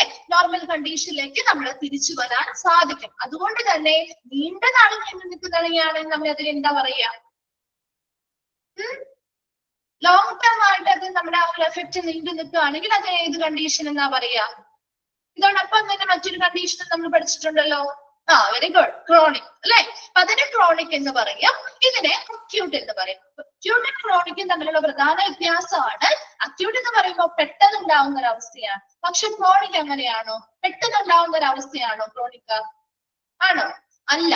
കുറച്ച് കാലങ്ങൾ എടുത്ത് എന്ത് ചെയ്യുന്ന അവരുടെ കണ്ടീഷൻ വഷളായി അത് സീരിയസ് കണ്ടീഷനിലേക്ക് എത്തുകയാണ് ചെയ്യുന്നത് അല്ലെ. സ്ലോലി ആണ് അല്ലെ. വളരെ സ്ലോ ആയിട്ട് ഇങ്ങനെ വന്ന് ആവശ്യമായിട്ടുള്ള ട്രീറ്റ്മെന്റോ കാര്യങ്ങളോ എടുക്കാതെ വരുമ്പോ അവരെന്ത് ചെയ്യുന്നു? സീരിയസ് ആയിട്ടുള്ള കണ്ടീഷനിലേക്ക് എത്തുന്നു. അങ്ങനെ സീരിയസ് ആയിട്ടുള്ള കണ്ടീഷനിലേക്ക് എത്തുമ്പോൾ പിന്നെ നമുക്ക് എത്രത്തോളം ട്രീറ്റ്മെന്റ് കൊടുത്താലും ചിലപ്പോ അവരെ ആ ഒരു നോർമൽ കണ്ടീഷനിലേക്ക് തിരിച്ചു കൊണ്ടുവരാൻ ചിലപ്പോ സാധിക്കാതെ വരും അല്ലെ. അതേസമയം അക്യൂട്ട് എന്ന് പറയുമ്പോൾ പെട്ടെന്നുണ്ടാവുന്ന ഒരു കണ്ടീഷനാണ്. അപ്പൊ പെട്ടെന്നുണ്ടാവുന്ന കണ്ടീഷൻ ആയതുകൊണ്ട് തന്നെ പ്രോപ്പർ ആയിട്ടുള്ള ട്രീറ്റ്മെന്റും കാര്യങ്ങളും ഒക്കെ പരിചരണം കൊടുത്തു കഴിഞ്ഞാല് വളരെ പെട്ടെന്ന് അവർ ബെറ്റർ ആവുകയും അവർ നോർമൽ കണ്ടീഷനിലേക്ക് നമ്മളെ തിരിച്ചു കൊണ്ടുവരാനും നമുക്ക് സാധിക്കുന്നുണ്ട്. അതുകൊണ്ടാണ് അവിടെ ടിപ്പിക്കലി ഷോർട്ട് ലീവ്ഡ് എന്ന് പറയുന്നത്. ഒരുപാട് സമയം നമുക്കത് എന്ത് ചെയ്യുന്നില്ല, നീണ്ടു നിൽക്കുന്നില്ല. ആവശ്യമായിട്ടുള്ള പരിചരണങ്ങൾ കൊടുത്താൽ അത് ഉടനെ തന്നെ നമുക്ക് എന്ത് ചെയ്യാൻ പറ്റും? ഭേദപ്പെടുത്തി എടുക്കാൻ പറ്റും. അപ്പൊ ആ ഒരു അക്യൂട്ട് കണ്ടീഷൻ എന്ന് പറഞ്ഞാൽ സഡൻ ആണ്, പെട്ടെന്ന് സ്റ്റാർട്ട് ചെയ്യുന്ന കാര്യങ്ങളാണ്. അതുപോലെ തന്നെ ചിലപ്പോൾ അത് സീരിയസ് ആയിട്ട് പെട്ടെന്ന് സ്റ്റാർട്ട് ചെയ്ത് ചിലപ്പോൾ അതൊരു ഗുരുതരാവസ്ഥയിലേക്ക് പോയേക്കാം. പക്ഷേ ആവശ്യമായിട്ടുള്ള ട്രീറ്റ്മെന്റോ കാര്യങ്ങളോ കൊടുത്താൽ നമുക്ക് അവരെ എന്ത് ചെയ്യാം? ബെറ്ററാക്കി കൊണ്ടുവരാൻ സാധിക്കും. ക്ലിയർ ആണോ? ആ മൂന്ന് terms: abrasion, abscess, acute. Okay. നാലാമത്തതാണ് അന്യൂറിസം. Aneurysm എന്ന് പറഞ്ഞാൽ a bulge in the wall of an artery that weakens the artery and can lead to rupture. അപ്പൊ നമ്മുടെ ഹാർട്ടിന്റെ ആർട്ടറി അല്ലെങ്കിൽ നമ്മുടെ ധമനിയുടെ ഭിത്തികളില് എന്ത് ചെയ്യുന്നു? ഒരു വീക്കൻ, അത് artery that weakens the artery. ആർട്ടറിയുടെ വാള് അല്ലെങ്കിൽ ആ ഒരു ഭിത്തി എന്ത് ചെയ്യുന്നു? വീക്കറാവും അല്ലെങ്കിൽ കുറച്ച് ദുർബലമാവുന്ന ഒരവസ്ഥ. ആ ദുർബലമാവുമ്പോ and can lead to rupture. ആ ഒരു വാൾ അല്ലെങ്കിൽ ആ ഒരു ഭിത്തി എന്ത് ചെയ്യാം? ചിലപ്പോ റപ്ചർ ചെയ്യാൻ അല്ലെങ്കിൽ പൊട്ടിപ്പോവാനുള്ള സാധ്യത അല്ലെങ്കിൽ പൊട്ടുന്നതിലേക്ക് നയിച്ചേക്കാം. അങ്ങനെ പൊട്ടുന്ന അല്ലെങ്കിൽ ആ ഒരു വാള് ബൾജ് ചെയ്യുന്ന അല്ലെങ്കിൽ വീർക്കുന്ന ഒരവസ്ഥയാണ് നമ്മൾ അന്യൂറിസം എന്ന് പറയുന്നത്. ആർട്ടറി അല്ലെങ്കിൽ ധമനികളുടെ ഭിത്തികള് വീർക്കുന്ന ഒരവസ്ഥ, വീക്കൻസ് ദ ആർട്ടറി. അതിലൂടെ എന്ത് ചെയ്യുന്നു? ആ ഒരു ആർട്ടറിയുടെ വാള് അല്ലെങ്കിൽ ആ ഒരു ഭിത്തി വീക്കൻ ചെയ്യുമ്പോൾ അല്ലെങ്കിൽ എന്താണ്, അത് സ്വാഭാവികമായിട്ടും ദുർബലമാവുമ്പോൾ ആ ഒരു ബൾജ് അല്ലെങ്കിൽ അത് സ്വാഭാവികമായിട്ട് എന്ത് പറ്റും? പൊട്ടാനുള്ള സാധ്യതയുണ്ട് അല്ലെ. ആ ഒരു കണ്ടീഷനെയാണ് അന്യൂറിസം എന്ന് പറയുന്നത്. The bulge in the wall of an artery that weakens the artery and can lead to rupture. Artery അല്ലെങ്കിൽ ധമനികളുടെ ഭിത്തികൾ അല്ലെങ്കിൽ വാൾസ് എന്ത് ചെയ്യുന്നു? വീർക്കുന്ന ഒരു അവസ്ഥയാണ്. അങ്ങനെ വീർക്കുന്ന ഒരു അവസ്ഥ എന്ന് പറഞ്ഞാൽ ആർട്ടറിയുടെ വാൾസ് എന്താണ്, അല്ലെങ്കിൽ ആർട്ടറി എന്ന് പറയുന്നത് ദുർബലമാവുകയും പെട്ടെന്ന് അത് റപ്ചർ ചെയ്യാൻ അല്ലെങ്കിൽ പൊട്ടാനുള്ള സാധ്യതയുണ്ട്. അല്ലെങ്കിൽ പൊട്ടുന്നതിലേക്ക് ഇത് ഈ ഒരു കണ്ടീഷൻ നയിച്ചേക്കാം. ക്ലിയർ ആണോ? അന്യൂറിസം. ഓക്കെ, അടുത്തത് അയോർട്ടിക് ഡിസെക്ഷൻ. അയോർട്ടിക് ഡിസെക്ഷൻ എന്ന് പറഞ്ഞാൽ a tear in the inner layer of the aorta. അയോർട്ടയ്ക്ക് നിങ്ങൾക്ക് അറിയാലോ അല്ലെ, ടേംസ് ഒക്കെ നമ്മൾ യൂസ് ചെയ്യുന്നതല്ലേ ഹാർട്ടുമായി ബന്ധപ്പെട്ട്. എന്താണ് ഒരു റിപ്ലൈ ഇല്ലാത്ത? കേട്ടിട്ടുള്ള ടേംസ് അല്ലേ, അതുകൊണ്ട് മിസ് അതൊന്നും ഡീറ്റെയിൽ ആയിട്ട് പറയാത്തത്. ഓക്കെ, അപ്പൊ അയോർട്ടയുടെ tear in the inner layer of the aorta കേട്ടോ. അയോർട്ട എന്ന് പറയുന്ന അയോർട്ട വാൽവുകൾ ഇതൊക്കെ നമ്മൾ ഒരു ഹാർട്ടുമായി ബന്ധപ്പെട്ട് പഠിക്കുന്ന കാര്യങ്ങളാണ്. ആർട്ടറി, വെയിൻസ് ഇതൊക്കെ പഠിക്കുന്നതല്ലേ. ധമനികൾ, സിരകൾ ഒക്കെ പഠിക്കുന്നതല്ലേ. ഓക്കെ, ഈ ഒരു അയോർട്ട നമ്മുടെ ഹാർട്ടിന്റെ പ്രധാനപ്പെട്ട ഒരു ബ്ലഡ് വെസൽ ആണ് അയോർട്ട. അപ്പൊ അയോർട്ടയുടെ ഇന്നർ ലെയറിൽ ഒരു വിള്ളൽ ഉണ്ടാകുന്നതിനെയാണ് എന്തെന്ന് പറയുന്നത്? അയോർട്ടിക് ഡിസെക്ഷൻ എന്ന് പറയുന്നത്. ആ ഒരു പേരിൽ നിന്ന് തന്നെ, അതെ, മഹാധമനി ഇപ്പൊ നമ്മൾ പഠിക്കുന്ന കാര്യങ്ങളാണ്. അതുകൊണ്ട് തന്നെയാണ് ആ ഒരു ഇംഗ്ലീഷ് ടേംസ് തന്നെ നമ്മൾ യൂസ് ചെയ്യുന്നതാണ് കുറച്ചും കൂടി ബെറ്റർ. കാരണം ക്വസ്റ്റ്യൻ വരുമ്പോഴും ഒക്കെ മലയാളം ടേംസ് അല്ലല്ലോ, ക്വസ്റ്റ്യൻ ഇംഗ്ലീഷിലല്ലേ. അപ്പൊ എളുപ്പത്തിൽ നിങ്ങൾക്ക് ആ ഒരു ആൻസർ ചെയ്യാൻ വേണ്ടിയിട്ടും ഇത് തന്നെയാണ് കേട്ടോ. അതുകൊണ്ടാണ് ടീച്ചേഴ്സ് എല്ലാം ആ ഒരു ഇംഗ്ലീഷ് ടേംസ് തന്നെ യൂസ് ചെയ്യുന്നത് കേട്ടോ. അപ്പൊ നോക്കിയേ, അയോർട്ടിക് ഡിസെക്ഷൻ എന്ന് പറഞ്ഞാൽ ആ ഒരു പേരിൽ നിന്ന് തന്നെ നിങ്ങൾക്ക് കണക്ട് ചെയ്യാൻ പറ്റും. അയോർട്ടയുടെ ഇന്നർ ലെയറിൽ അല്ലെങ്കിൽ ആന്തരിക പാളിയിൽ ഉണ്ടാവുന്ന ഒരു ടിയർ അല്ലെങ്കിൽ ഒരു വിള്ളലിനെയാണ് അയോർട്ടിക് ഡിസെക്ഷൻ എന്ന് പറയുന്നത്. ഓരോരോ കണ്ടീഷനെ വിശേഷിപ്പിക്കുന്നതാണ് കേട്ടോ. അയോർട്ടിക് ഡിസെക്ഷൻ എന്ന് പറഞ്ഞാൽ ആ പേരിൽ നിന്ന് തന്നെ കണക്ട് ചെയ്യുക. അയോർട്ടയുടെ ഇന്നർ ലെയർ അല്ലെങ്കിൽ ആന്തരിക പാളിയിൽ ഉണ്ടാവുന്ന ഒരു വിള്ളലിനെയാണ് അയോർട്ടിക് ഡിസെക്ഷൻ എന്ന് പറയുന്നത്. ക്ലിയർ ആണോ? ഇത്രയും ക്ലിയർ ആണോ? ഓക്കെ, നെക്സ്റ്റ് പറയുന്നത് ബ്രാഡികാർഡിയ. ബ്രാഡികാർഡിയ എന്ന് പറഞ്ഞാൽ slowing out the heart rate typically less than 60 beats per minute for adult. അപ്പൊ നമ്മുടെ സാധാരണ നോർമൽ ആയിട്ടുള്ള ഹാർട്ട് ബീറ്റിൽ നിന്നും കുറവായിരിക്കും ബ്രാഡികാർഡിയ ഹാർട്ട് ബീറ്റ് എന്ന് പറയുന്നത്. കാരണം ആ ഒരു കണ്ടീഷനെ നമ്മൾ വിളിക്കുന്നതാണ് slowing of the heart rate. Heart rate അല്ലെങ്കിൽ ഹൃദയമിടിപ്പ് എന്താണ്? കുറയുന്ന ഒരു കണ്ടീഷൻ അല്ലെങ്കിൽ കുറയുന്ന ഒരു അവസ്ഥയാണ് ബ്രാഡികാർഡിയ. അത് നോർമലി നമ്മുടെ ആ ഒരു ഹാർട്ട് ബീറ്റിലും typically less than 60 beats per minute for adults. ഒരു അഡൾട്ടിന്റെ ഒരു മിനിറ്റില് 60 ബീറ്റിൽ കുറവായിരിക്കും ബ്രാഡികാർഡിയ കണ്ടീഷൻ എന്ന് പറയുന്നത്. ക്ലിയർ ആണോ? Slowing of the heart rate, നമ്മുടെ ഹൃദയമിടിപ്പ് എന്ത് ചെയ്യുന്നു? കുറയുന്ന കണ്ടീഷൻ. അതെങ്ങനെയായിരിക്കും? ഒരു അഡൾട്ടില്, ഒരു മുതിർന്ന ഒരു വ്യക്തി അല്ലെങ്കിൽ ഒരു അഡൾട്ടിനെ എടുത്ത് നോക്കുമ്പോ ഒരു മിനിറ്റില് 60 ബീറ്റിൽ കുറവായിരിക്കും ആ ഒരു ബ്രാഡികാർഡിയ കണ്ടീഷനുള്ള പേഷ്യൻസിന്റെ ഹാർട്ട് ബീറ്റ് എന്ന് പറയുന്നത്. അത്രയും ഹൃദയമിടിപ്പ് കുറവായിരിക്കും. ആ ഒരു സ്ലോയിങ് ഓഫ് ഹാർട്ട് റേറ്റിനെയാണ് അല്ലെങ്കിൽ ഹൃദയമിടിപ്പ് കുറയുന്ന അല്ലെങ്കിൽ ആ ഒരു അവസ്ഥയെയാണ് നമ്മൾ ബ്രാഡികാർഡിയ എന്ന് പറയുന്നത്. ഓക്കെ, ഇത്രയും നമുക്ക് ഒന്നും കൂടി പറയാം. അബ്ലേഷൻ എന്ന് പറഞ്ഞാൽ എന്താ?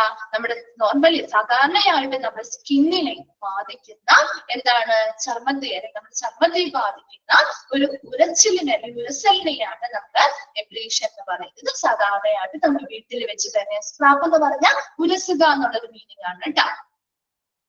ട്രീറ്റ് നമുക്ക് എന്ത് ചെയ്യാൻ പറ്റും? വീട്ടിൽ വെച്ച് തന്നെ നമുക്ക് ട്രീറ്റ് ചെയ്ത് മാറ്റാൻ സാധിക്കും. അബ്സസ് എന്ന് പറഞ്ഞാൽ എന്താണ്? tender pus-filled pocket usually due to infection. അണുബാധ മൂലമുണ്ടാകുന്ന ഒരു ഇളം പഴുപ്പ് നിറഞ്ഞ പോക്കറ്റിനെയാണ് അബ്സസ് എന്ന് പറയുന്നത്. അക്യൂട്ട് എന്ന് പറഞ്ഞാൽ എന്താണ്? കണ്ടീഷൻ ദാറ്റ് സ്റ്റാർട്ട്സ് സഡൻലി, പെട്ടെന്ന് ഉണ്ടാകുന്ന ഒരു കണ്ടീഷൻ ആണ്. അത് ചിലപ്പോൾ ഗുരുതരമായേക്കാം. But it is typically short term, കുറച്ച് സമയം മാത്രമേ, ഒരു ഹ്രസ്വദീർഘത്തിലേക്ക് മാത്രമേ ആ ഒരു കണ്ടീഷൻ നിൽക്കുന്നുള്ളൂ. ദെൻ നാലാമത് പറഞ്ഞത് അന്യൂറിസം. അന്യൂറിസം എന്ന് പറഞ്ഞാൽ എന്താ? നമ്മുടെ walls of an artery, artery അല്ലെങ്കിൽ ധമനിയുടെ ഭിത്തികളിൽ ഒരു ബൾജ് അല്ലെങ്കിൽ ഒരു വീക്കൽ ഉണ്ടാവുന്ന, വീങ്ങുന്ന ഒരു അവസ്ഥയാണ് അല്ലെങ്കിൽ വീർക്കുന്ന ഒരു അവസ്ഥയാണ് അന്യൂറിസം എന്ന് പറയുന്നത്. That weakens the artery. ഇതിലൂടെ ആ ആർട്ടറി അല്ലെങ്കിൽ ആ ഒരു ധമനിയെ ദുർബലമാക്കുകയും ആ ഒരു ആർട്ടറിയുടെ വാൾസ് റപ്ചർ ചെയ്യാൻ പൊട്ടുന്നതിലേക്ക് ചിലപ്പോൾ ഇത് നയിച്ചേക്കാം. അയോർട്ടിക് ഡിസെക്ഷൻ എന്ന് പറഞ്ഞാൽ അയോർട്ടയുടെ ആന്തരിക പാളിയിൽ ഉണ്ടാവുന്ന ഒരു വിള്ളലിനെയാണ് അയോർട്ടിക് ഡിസെക്ഷൻ എന്ന് പറയുന്നത്. ക്ലിയർ ആണോ ഇത്രയും? ഓക്കെ. നെക്സ്റ്റ് ബ്രാഡികാർഡിയ നമ്മൾ പറഞ്ഞു slowing of the heart rate, ഹൃദയമിടിപ്പ് കുറയുന്ന ഒരവസ്ഥയാണ്. ഒരു അഡൾട്ടിന് നോർമൽ ആയിട്ടുള്ള ഹാർട്ട് ബീറ്റിലും ഒരു മിനിറ്റിൽ നമ്മൾ നോക്കുമ്പോൾ 60 ബീറ്റിൽ കുറവായിരിക്കും അവരുടെ ആ ഒരു ബ്രാഡികാർഡിയ അവസ്ഥയിലുള്ള പേഷ്യൻസിന്റെ ഹാർട്ട് ബീറ്റ് എന്ന് പറയുന്നത്. അടുത്തതാണ് ബെനിൻ. ബെനിൻ എന്ന് പറഞ്ഞാൽ എന്താ? Usually in reference to tumours or growth, meaning not cancerous or malignant. എന്താണ് നമ്മൾ ബെനിൻ എന്ന് പറഞ്ഞ ഒരു ടേം യൂസ് ചെയ്യുന്നത്? Reference to tumours or growth. Tumours എന്ന് പറയുന്ന മുഴകളോ അല്ലെങ്കിൽ ചിലപ്പോൾ അസാധാരണമായിട്ടുള്ള എന്തെങ്കിലും ഗ്രോത്ത് വളർച്ചയൊക്കെ ഉണ്ടെങ്കിൽ അതുമായിട്ട് ബന്ധപ്പെട്ട് അതെ നോൺ ക്യാൻസറസ് ആണ്. അതാണ് പ്രത്യേകമായിട്ട് ഇവിടെ പറഞ്ഞിട്ടുണ്ട്. Meaning not cancerous or malignant. ഒരിക്കലും അത് അർബുദമോ അല്ലെങ്കിൽ കുറച്ചും കൂടി മാരകമായിട്ടുള്ള ഒരു അവസ്ഥയൊന്നുമല്ല. ക്യാൻസറസ് അല്ലാത്ത രീതിയിൽ നമ്മുടെ ശരീരത്തിൽ മുഴകൾ ഉണ്ടാവാറുണ്ട് അല്ലെ, അസാധാരണമായിട്ടുള്ള വളർച്ചകൾ ഉണ്ടാവാറുണ്ട് അല്ലെ ഇല്ലേ? ഈ ബെനിങ്ങിന്റെ പ്രത്യേകത എന്താ? അത് ക്യാൻസറസ് അല്ല. അല്ലാതെ തന്നെ ഇപ്പൊ നമ്മുടെ ചില ഭാഗങ്ങളിൽ കൊഴുപ്പ് മൂലം ചിലപ്പോ മുഴകൾ കാണാറുണ്ട്. അല്ലാന്നുണ്ടെങ്കിൽ അസാധാരണമായിട്ടുള്ള സെൻസിറ്റീവ് ഗ്രോത്ത് കാരണം ചിലപ്പോൾ ഏതെങ്കിലും ഒക്കെ ഭാഗത്ത് മുഴകളോ തടിപ്പുകളോ ഒക്കെ കാണാറുണ്ട് അല്ലെ. അപ്പൊ അതെങ്ങനെയാണ്? ഡോക്ടേഴ്സിന്റെ അടുത്ത് ചെല്ലുമ്പോ അവരത് എന്ത് ചെയ്യാറുണ്ട്? ഓപ്പറേറ്റ് ചെയ്ത് കളയാറുണ്ട് അല്ലെ. കളയാറുണ്ടോ? കളയാറുണ്ട്. അതിനുശേഷം പിന്നീട് നമുക്ക് എന്തെങ്കിലും ബുദ്ധിമുട്ടുകൾ ചിലപ്പോ വരാറില്ല അല്ലെ. ഓൾമോസ്റ്റ് ഇങ്ങനെ ബെനിങ് ആണെങ്കിൽ നമുക്ക് അതിനുശേഷം ബുദ്ധിമുട്ടുകളോ കാര്യങ്ങളോ വരില്ല. കാരണം അത് ക്യാൻസറസ് അല്ല. അതുകൊണ്ട് തന്നെ നമുക്ക് ആ ഒരു ഭാഗത്തെ ആ ഒരു സിസ്റ്റ് അല്ലെങ്കിൽ ആ ഒരു മുഴയോ അല്ലെങ്കിൽ ആ ഒരു ട്യൂമറോ അല്ലെങ്കിൽ ആ ഒരു ഗ്രോത്തോ കാര്യങ്ങളോ ഉള്ള ആ ഒരു ഭാഗത്ത് നിന്ന് അതെ ഫൈബ്രോയിഡ് ഒക്കെ അതിൽ പെടും. അതുപോലെ തന്നെ നമുക്കിപ്പോ ഇങ്ങനെയുള്ള മുഴകളൊക്കെ ആണെങ്കിലും ഡോക്ടേഴ്സ് അതൊന്നുകൂടി കൺഫേം ചെയ്യാൻ വേണ്ടിയിട്ട് ബയോപ്സിക്ക് അയക്കാറുണ്ട്. കണ്ടിട്ടുണ്ടോ നിങ്ങൾ? ടെസ്റ്റുകൾക്ക് അയക്കും, അതിനുശേഷമാണ് അവർ കൺഫേം ചെയ്യുന്നത് കേട്ടോ. അപ്പൊ അവർ ടെസ്റ്റുകൾക്ക് അയച്ച് അതിനുശേഷം അവർ ആ റിസൾട്ട് വരുമ്പോ കുഴപ്പമില്ല, മിക്കവരോടും പറയും അല്ലെ വേറെ കുഴപ്പങ്ങളൊന്നുമില്ല, നമ്മൾ ടെസ്റ്റുകൾക്ക് അയച്ചു അതൊക്കെ ഓക്കെയാണ്, റിസൾട്ട് ഒന്നും കുഴപ്പമില്ല എന്ന് പറയാറുണ്ട് അല്ലെ. എന്നാലും അവർ ആ ഒരു കൺഫർമേഷന് വേണ്ടിയിട്ട് അവർ അയക്കാറുണ്ട്. അപ്പൊ അങ്ങനെ ആ ഒരു സിസ്റ്റുകൾ കാര്യങ്ങൾ റിമൂവ് ചെയ്താൽ പോലും ഒന്നും കൂടി കൺഫേം ചെയ്യാൻ വേണ്ടി അവര് ബയോപ്സി കാര്യങ്ങൾക്ക് വേണ്ടി അയക്കാറുണ്ട്. അങ്ങനെ ക്യാൻസറസ് അല്ലാത്ത ട്യൂമേഴ്സിനെ അല്ലെങ്കിൽ ഗ്രോത്ത് അസാധാരണമായ വളർച്ചയെ അല്ലെങ്കിൽ മുഴകളെയൊക്കെയാണ് നമ്മള് ബെനിങ് എന്ന് പറയുന്നത്. ക്ലിയർ ആണോ? അപ്പൊ അതിന്റെ ഓപ്പോസിറ്റ് ആയിരിക്കും മാലിഗ്നന്റ്. അത് നമ്മൾ ഇനി പഠിക്കുന്നുണ്ട് കേട്ടോ. ഓക്കെ. അടുത്തതാണ് അതുമായി ബന്ധപ്പെട്ട് തന്നെ നമുക്ക് പഠിക്കാവുന്ന ഒരു ടേമാണ് ബയോപ്സി അല്ലെ. അത് നിങ്ങൾക്ക് പരിചയം ഉണ്ടാവുമല്ലോ, ബയോപ്സി അല്ലെ. എന്താണ് ഒരു ബയോപ്സി എന്ന് പറയുന്നത്? എന്തിനു വേണ്ടി നമ്മൾ ഈ ഒരു ടെസ്റ്റ് ചെയ്യുന്നത്? എന്തിനു വേണ്ടിയാ ബയോപ്സി ചെയ്യുന്നത്? ക്യാൻസറിന് വേണ്ടിയിട്ടാണ് കൂടുതലും നമ്മൾ ചെയ്യാറ്. ശരി, ക്യാൻസറിന് വേണ്ടിയുള്ള ടെസ്റ്റ് ആണ്. ശരി, അവിടെ എന്താണ് നമ്മൾ കണ്ടെത്താൻ പോകുന്നത്? എന്തൊക്കെ കാര്യങ്ങൾക്ക് വേണ്ടിയിട്ടാണ് നമ്മൾ ചെയ്യുന്നത്? ക്യാൻസർ ഉണ്ടോ ഇല്ലയോ എന്ന് നിർണ്ണയിക്കാൻ വേണ്ടി. അതെ, എന്തൊക്കെ കാര്യങ്ങൾക്ക് വേണ്ടിയായിരിക്കാം? ഒരു രോഗം അല്ലെ, ഒരു ക്യാൻസർ വന്നു, അതിന്റെ കാരണം എന്താണെന്ന് കണ്ടെത്താനാവാം. അല്ലെങ്കിൽ ആ ഒരു രോഗത്തിന്റെ വ്യാപ്തി എത്രത്തോളം ഉണ്ട് എന്ന് കണ്ടെത്താനാവാം അല്ലെ. അപ്പൊ അങ്ങനെ ഒരു കൺഫേം ആക്കാൻ അല്ലെങ്കിൽ നമുക്കൊരു വ്യക്തത വരുത്താൻ വേണ്ടിയിട്ടാണ് നമ്മൾ ഈ ഒരു ബയോപ്സി പ്രൊസീജിയർ ചെയ്യുന്നത്. അതെ, തീവ്രത എത്രത്തോളം ഉണ്ട് അല്ലെ, അതെ ലൈഫ് ത്രെറ്റനിങ് ആണോ, ഇങ്ങനെയുള്ള കാര്യങ്ങളൊക്കെ നമുക്ക് മനസ്സിലാവണമെങ്കിൽ ആദ്യം അത് ബയോപ്സിക്ക് വേണ്ടിയാണ് ഫസ്റ്റ് അയക്കുന്ന ഒരു ടെസ്റ്റ് ആണ് അല്ലെ. അപ്പൊ നമുക്ക് സ്മോൾ സാമ്പിൾ ഓഫ് ടിഷ്യൂ. അതിനു വേണ്ടി നമ്മൾ എന്താണ് സാധാരണ ചെയ്യാറ്? ഏത് ഭാഗത്താണോ ആ ഒരു രോഗം ഉണ്ടെന്ന് നമുക്ക് ഉറപ്പുള്ളത് ആ ഒരു ഭാഗത്ത് അല്ലെങ്കിൽ നമുക്ക് സംശയം തോന്നുന്നതുമായിട്ടുള്ള ആ ഒരു ഭാഗത്തെ ടിഷ്യൂസ് എന്ത് ചെയ്യുന്നു? അതിന്റെ ഒരു സ്മോൾ സാമ്പിൾ, ചെറിയ സാമ്പിൾ എടുത്ത് എന്ത് ചെയ്യുന്നു? ടേക്കൺ ഫോർ ടെസ്റ്റിംഗ്, ടെസ്റ്റിന് വേണ്ടി ആയിരിക്കും അല്ലെ. To discover the cause or extent of disease. ആ രോഗവുമായി ബന്ധപ്പെട്ട രോഗത്തിന്റെ കാരണം, അതിന്റെ വ്യാപ്തി അല്ലെങ്കിൽ തീവ്രത എത്രത്തോളം ഉണ്ട്, ഇങ്ങനെയുള്ള കാര്യങ്ങളൊക്കെ കണ്ടുപിടിക്കാൻ വേണ്ടി നമ്മൾ ആ ഒരു ഭാഗത്തെ ഒരു സാമ്പിൾ ഓഫ് ടിഷ്യൂ എടുത്ത് ടെസ്റ്റിന് അയക്കുന്നതിനെയാണ് ബയോപ്സി എന്ന് പറയുന്നത്. ക്ലിയർ ആണോ ബയോപ്സി? ഓക്കെ. അടുത്തത് ക്രോണിക്, ഇതറിയാലോ അല്ലെ? ക്രോണിക് നമ്മൾ പറഞ്ഞിട്ടുള്ളതാണ് അല്ലെ? signifies a recurrent persistent condition usually more than 3 months. ഈ ഒരു ക്രോണിക് കണ്ടീഷൻ എന്ന് പറഞ്ഞാൽ ശരിക്കും എന്താ? ഒരു ആവർത്തിച്ചുള്ള സ്ഥിരമായിട്ടുള്ള ഒരു അവസ്ഥയെ സൂചിപ്പിക്കുന്നതാണ്. പെർസിസ്റ്റന്റ് കണ്ടീഷൻ ആണ്, സ്ഥിരമായിട്ട് ലോങ് ടേം ആയിട്ട് അല്ലെ? യൂഷ്വലി മോർ ദാൻ 3 months, 3 മന്തെങ്കിലും അതിൽ കൂടുതലെങ്കിലും മിനിമം എന്താണ് ആ ഒരു അവസ്ഥ നമ്മൾ ഫേസ് ചെയ്യുന്നതായിട്ട് വരും. അപ്പൊ ആ ഒരു ക്രോണിക് കണ്ടീഷൻ എന്ന് പറഞ്ഞാൽ എന്താണ്? ഗുരുതരമായിട്ടുള്ള കണ്ടീഷൻ ഒക്കെ തന്നെയാണ്, പക്ഷെ അതൊരു ലോങ് ടേം ആയിട്ട് അതിന്റെ ആ ഒരു എഫക്റ്റ് നിലനിൽക്കുന്നതാണ്. പെട്ടെന്ന് നമുക്ക് ബെറ്റർ ആക്കി എടുക്കാൻ സാധിക്കില്ല. അക്യൂട്ടിൽ നമുക്ക് പെട്ടെന്ന് ബെറ്റർ ആക്കി എടുക്കാൻ പറ്റും, പക്ഷെ ഇത് കുറച്ച് സമയത്തേക്ക് ആവർത്തിച്ചു വരുന്നതാവാം, അല്ലെങ്കിൽ നമുക്കൊരു സ്ഥിരമായിട്ടുള്ള ഒരു അവസ്ഥയെ എന്ത് സൂചിപ്പിക്കുന്ന ഒരു ടേമാണ് ക്രോണിക് എന്ന് പറയുന്നത്. ക്ലിയർ ആണോ? ഓൾറെഡി നമ്മൾ നേരത്തെ പറഞ്ഞത് കൊണ്ടാണ് ഓൾറെഡി പറയണ്ടല്ലോ, അറിയാവുന്ന കാര്യങ്ങളല്ലേ. അടുത്തതാണ് കൊണ്ട്യൂഷൻ. കൊണ്ട്യൂഷൻ എന്ന് പറഞ്ഞാൽ Bruce typically from impact of force എന്ന് വെച്ചാല് കൊണ്ട്യൂഷൻ എന്ന് പറഞ്ഞാൽ ചതവുണ്ടാവുക. ചതവുണ്ടാവാറില്ലേ? ഇപ്പൊ നമ്മുടെ ബോഡിയിലൊക്കെ ചിലപ്പോ ചതവുണ്ടാവാറുണ്ട് അല്ലെ? ഇല്ലേ? ഉണ്ടാവാറുണ്ടോ? എന്തൊക്കെ കാര്യങ്ങൾ കൊണ്ട് ചതവുണ്ടാവും? A bruise typically from impact or force അല്ലെ? എന്തെങ്കിലും ബലപ്രയോഗത്തിലൂടെ ബലപ്രയോഗിക്കുമ്പോൾ രണ്ടുപേര് തമ്മിലോ അല്ലെങ്കിൽ മറ്റെന്തെങ്കിലുമായിട്ട് ബലം പ്രയോഗിക്കുമ്പോൾ നമ്മുടെ ബോഡിയിൽ ആക്സിഡന്റലി നമുക്ക് എന്ത് ചെയ്യാം? എന്താണ്? ചതവുണ്ടാവാം അല്ലെ? അല്ലെങ്കിൽ വലിയ രീതിയിലുള്ള ഒരു ആഘാതത്തിൽ നിന്ന് അല്ലെ? നമ്മൾ വലിയ രീതിയിൽ നമ്മുടെ മേത്തേക്ക് എന്തെങ്കിലും വീഴുന്നതാവാം, അല്ലെങ്കിൽ നമ്മൾ താഴേക്ക് വീഴുന്നതാവാം, അല്ലെങ്കിൽ എന്തെങ്കിലും ആക്സിഡന്റ് ആയിട്ട് നമ്മളെ ബാധിക്കുന്നതാവാം. അങ്ങനെ ഒരു ആഘാതത്തിൽ നിന്നോ അല്ലെങ്കിൽ വലിയ രീതിയിലുള്ള ഒരു ബലപ്രയോഗത്തിൽ നിന്നോ ഉണ്ടാവുന്ന ചതവിനെയാണ് ശരിക്കും കൊണ്ട്യൂഷൻ. ഇടിക്കുമ്പോഴൊക്കെ വരാറുണ്ട് അല്ലെ? അപ്പൊ അവിടെ ഒരു ബലപ്രയോഗം നടക്കാണ്. അപ്പൊ അങ്ങനെ എന്തെങ്കിലും ഒരു ആഘാതത്തിൽ നിന്നോ അല്ലെങ്കിൽ ബലപ്രയോഗത്തിൽ നിന്നോ ഉണ്ടാവുന്ന ചതവിനെയാണ് കൊണ്ട്യൂഷൻ എന്ന് പറയുന്നത്. ക്ലിയർ ആണോ? ഓക്കെ ആണോ? നെക്സ്റ്റ് വരുന്നതാണ് സൈനോസിസ്. കേട്ടിട്ടുണ്ടോ ഈ ഒരു പേര്? സൈനോസിസ് കേട്ടിട്ടില്ല? കേട്ടിട്ടുണ്ട്. ഓക്കെ, എന്താണ് സൈനോസിസ് എന്ന് പറഞ്ഞ? സ്കിൻ എന്ത് കളർ ആവുന്നതാണ്? ഓക്സിജന്റെ ലെവല് കുറയുമ്പോ നമ്മുടെ സ്കിൻ എന്ത് കളർ ആവുന്നു? ബ്ലൂ കളർ ആവുന്ന അവസ്ഥയാണ് അല്ലെ? ബ്ലൂ സ്കിൻ ഒരു നീല നിറമാവുന്ന ഒരു അവസ്ഥയാണ് സൈനോസിസ് എന്ന് പറയുന്ന condition. stems from lack of oxygen in the blood. ബ്ലഡിലെ ഓക്സിജന്റെ അളവ് കുറയുമ്പോൾ നമ്മുടെ ഓരോ ശരീരത്തിന്റെ ഓരോ ഭാഗത്തേക്കും ആവശ്യമായ ഓക്സിജൻ എത്താതെ വരുമ്പോൾ നമ്മുടെ ശരീരം എന്ത് കളർ ആവുന്നു? ബ്ലൂ സ്കിൻ ആവുന്നത്, ഈ നീല നിറത്തിൽ നീലമയമാവുന്ന ഒരു അവസ്ഥയാണ് സൈനോസിസ് കണ്ടീഷൻ.